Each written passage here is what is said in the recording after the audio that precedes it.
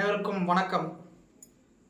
தர்மோ ரக்ஷதி ரக்ஷிதா, தர்மத்தின் வழியில் செல்வோம்.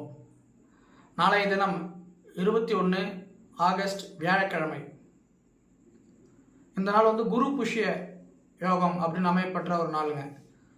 குரு புஷ்ய யோகம் அப்படின்னா என்னன்னு பார்த்தீங்கன்னா, குரு பகவானுக்கு உகந்த வியாழக்கிழமையும் புஷ்யம் அப்படின்னு சொல்லக்கூடிய பூச நட்சத்திரமோ ஒன்றாக இணையக்கூடிய ஒரு நன்னாள் தான் நம்ம குரு புஷ்ய யோகம் அப்படின்னு நம்ம சொல்கிறோங்க. இந்த குரு புஷ்ய யோகம் பெற்ற நன்னாளில் நம்ம இந்து சாஸ்திரம் என்ன சொல்லுதுன்னு பார்த்தீங்கன்னா, ரொம்ப புனிதமான நாளாகவும் அதிர்ஷ்டமான நாளாகவும், இந்த நாளில் செய்யக்கூடிய எந்த விதமான சுப காரியங்களும் வெற்றியை தேடி தருவதாகவும் நம்ம இந்து தர்ம சாஸ்திரத்தில் சொல்கிறாங்க. அது மட்டும் இல்லாமல் இந்த நாள் மகாலட்சுமியோட அருளை பெற்றதாகவும், இந்த குரு புஷ்ய யோகம் பெற்ற நாளில் குபேர பூஜை செய்தால் கோடீஸ்வர யோகத்தையும் தரக்கூடிய ஒரு அமைப்பு பெற்ற நாள் இந்த நாளுங்க.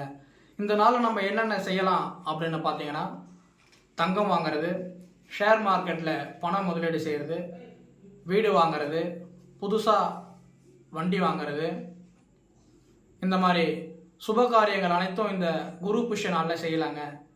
இந்த குரு புஷ்ய நாளில் செய்யக்கூடாதவை என்னன்னு பார்த்தீங்கன்னா, அசுப காரியங்களுக்கு போகக்கூடாதுங்க, முக்கியமான விஷயங்க.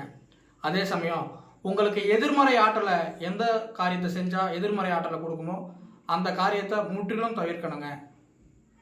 எதிர்மறை சிந்தனையை தரக்கூடிய செயலை எதுவுமே செய்யக்கூடாதுங்க. இது செய்யாமல் இருந்தாலே போதுங்க. அதே சமயம் இந்த குரு புஷ்ய நாளில் சுப காரியங்கள் எந்த செஞ்சாலும் அது திரும்ப 3 முறை நடக்கிறதா வேத சாஸ்திரங்கள் சொல்லுதுங்க.